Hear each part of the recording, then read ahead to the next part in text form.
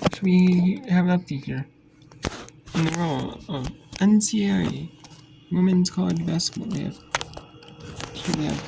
2 games on right now. There's going to be 3 more upcoming here in roughly a few minutes. Tippina, Stern. We had the final OBC featured women's basketball game. We have a featured Tuesday night showcase game throughout the season in during conference play. And that is one. And this is the final one. With Lindenwood, you had an 11-game winning streak in OBC play. And an 11-game overall winning streak because they were all in OBC play.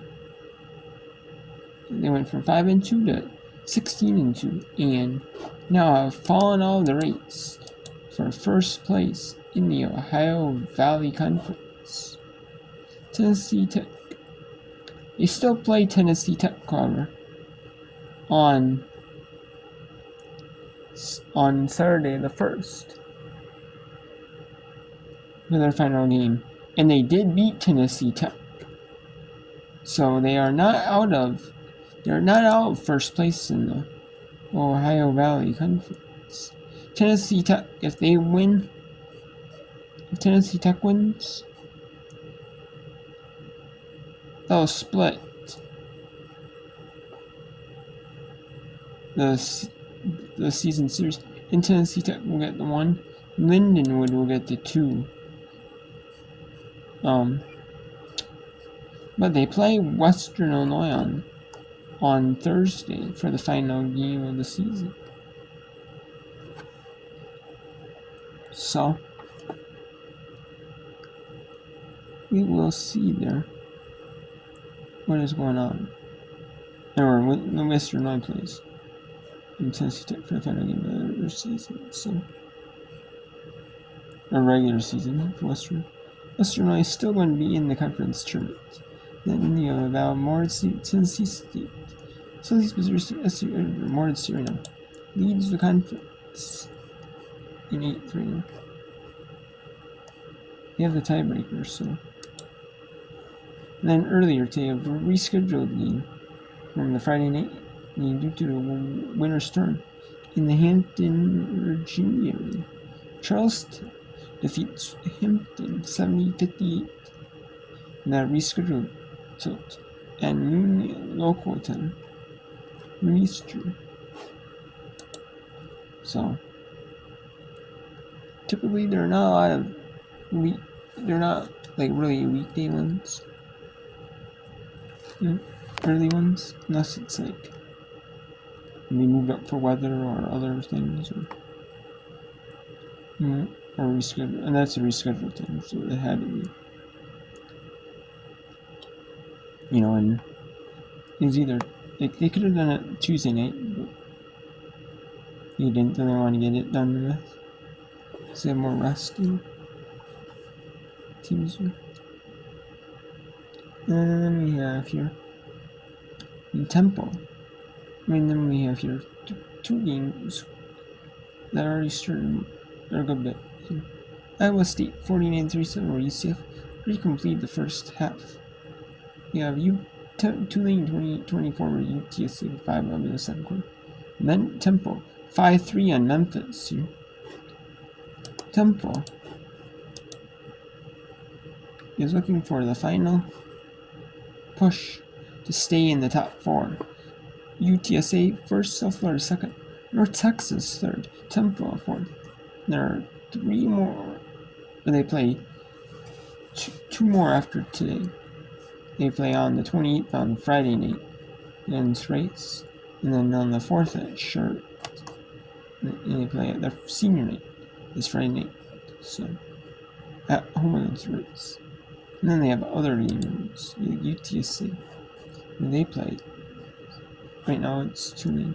And the FAU ones on Saturday, so Saturday and Tuesday. And there's a few teams, I think, maybe that play on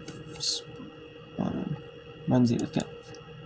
So, but I know the majority of them play on the 4th on the final day of their season.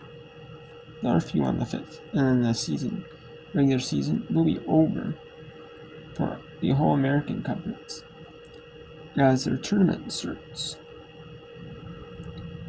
I believe it's on Saturday. Their first round starts actually. Saturday the 8th, I believe. That's when the first round starts for them. So.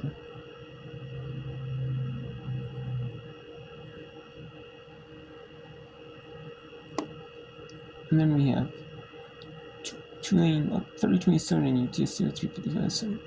Tulane upsetting UTSA. Temple 5-3 early on Memphis, trying to stay in that top 4 in the American. You want to get that bye in the American tournament. You do. And then you have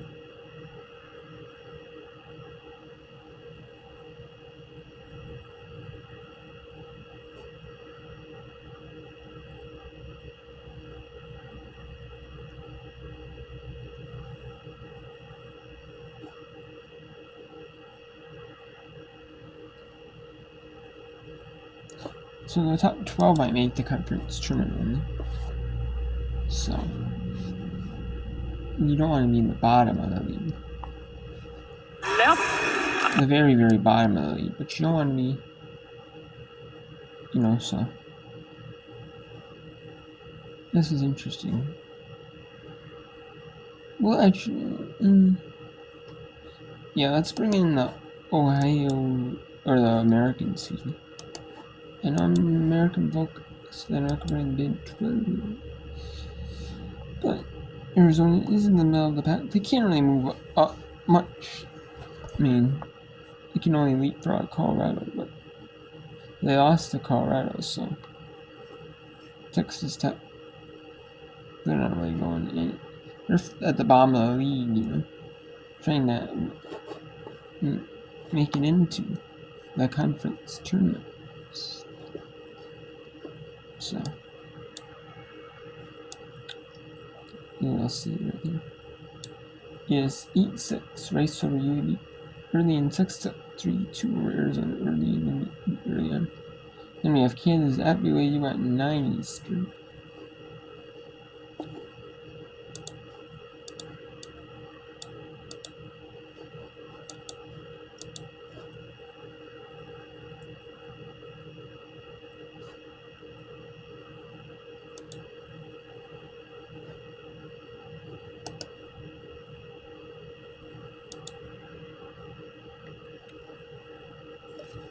I guess we have 4 games here now. And then for tomorrow's whip run, I will be able to do about, I would say, an hour of whip run. Maybe 30 minutes. I would say between 30 minutes and an hour of women's college basketball whip run. For tomorrow, I will be able to do.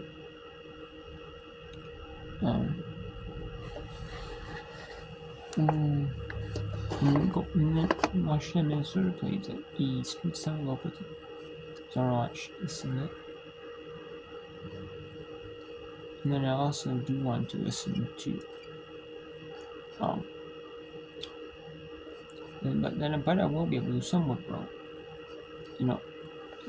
I done my GOV for the when 11:30, so we know roughly 5:30 my time. So we'll do some of that early. Maybe it's a little bit of a 5:30 stream.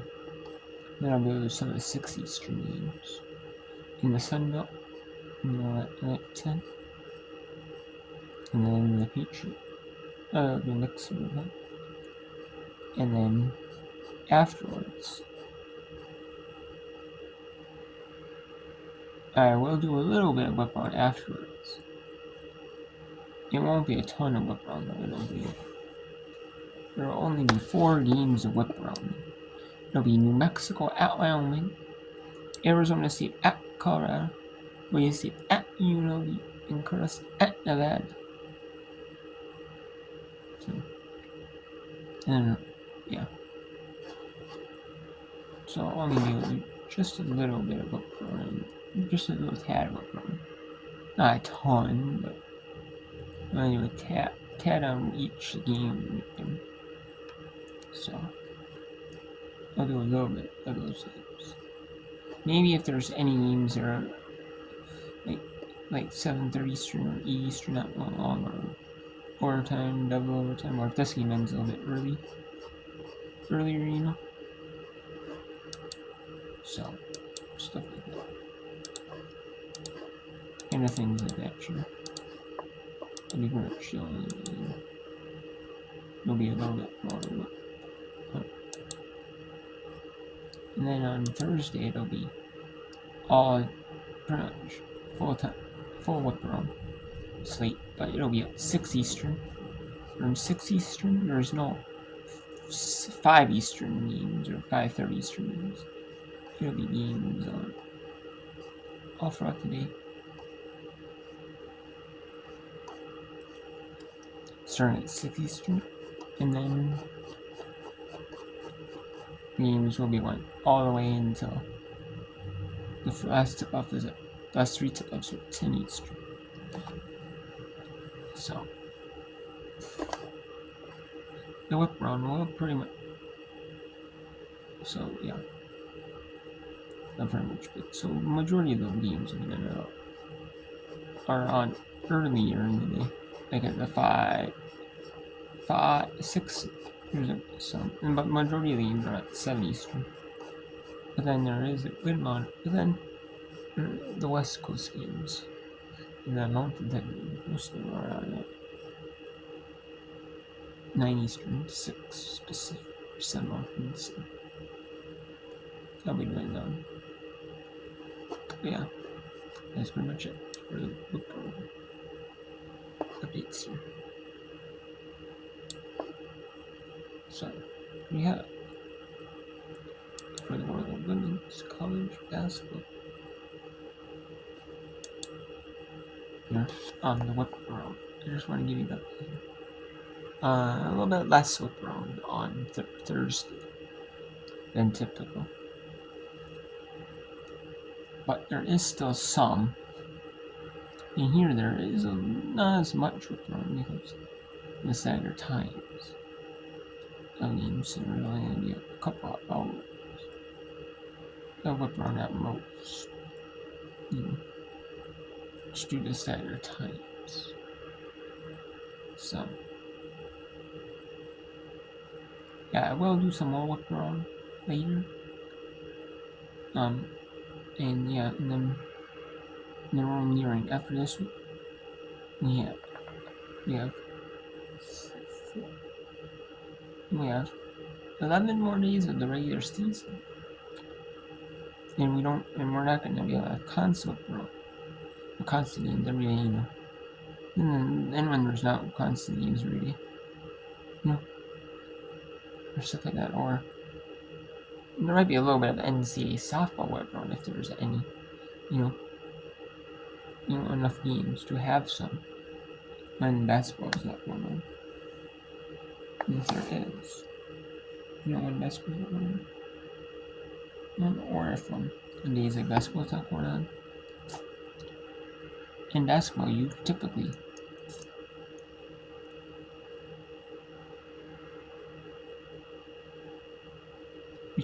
only have enough on like Tuesdays, Wednesdays, and then maybe like Friday, Saturday, Sunday. You're in softball season. Maybe lacrosse, if there's enough lacrosse or softball or both. If you do lacrosse, softball, I will. But otherwise, you're spending some days in the whip around of sports. And if there's only like 1 game, 2 games, I want enough for at least like 3-4 games to like whip around and whip around. It's kind of like, like the ESPN goal line that they use for football. Something similar to that, or like they show like big highlights from games. Maybe they don't have the rights to air. Big Heights when the games are not shown. And then all the ESPN games they would air on ESPN or the ESPN2, ESPN News. Sometimes it was simulcast on ESPN News. When they had Mountain West, they'd have Mountain West and more games on the ESPN News. If you hear, I think a game or two. And then the rest of the day was aired on ESPN News with commercials. And then it was on the ESPN Line show. Like additional sports tier. Like where ESPN Classic was for additional fee. Like or for the additional tier. But yeah.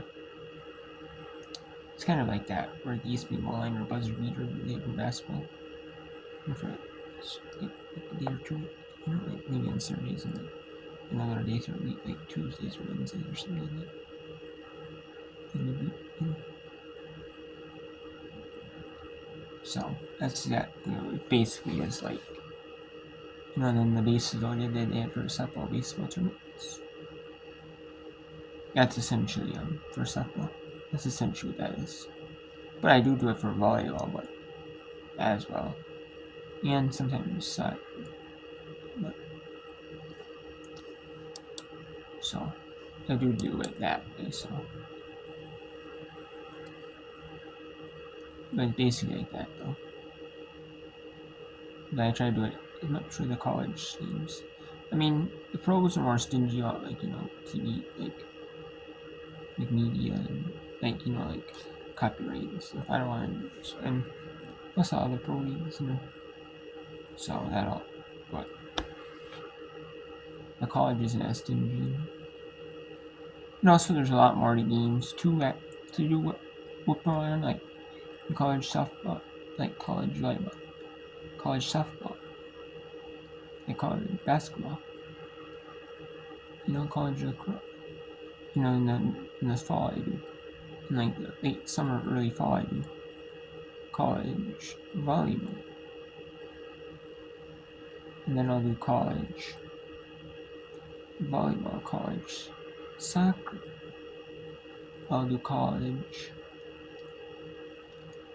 basketball, and after that is over, it's college basketball, and right in like the mid, in like the early to like probably like early mid-December, and then it'll be until like mid of like, and I'd say mid-March is when you start going to like softball.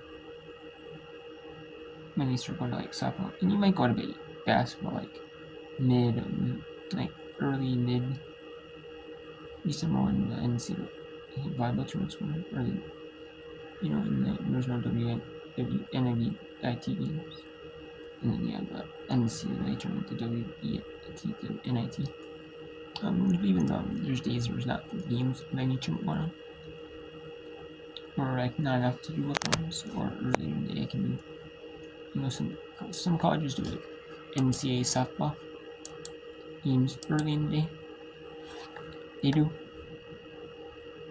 like games early, and maybe Steam has no lights or doing a double header, so like they do like a midweek conference series, so they get more games, and they do like I've seen schools do maybe Tuesday, Tuesday, Wednesday they do games,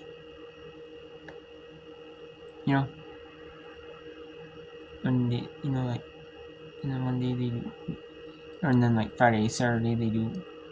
A lot of schools do like Friday, Saturday, do like the doubleheader on Saturday, do a single game either on Friday or a single game on Sunday.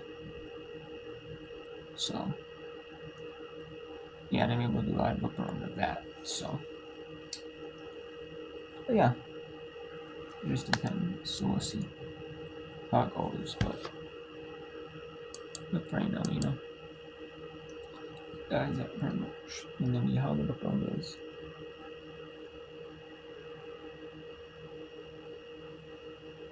Is pretty much.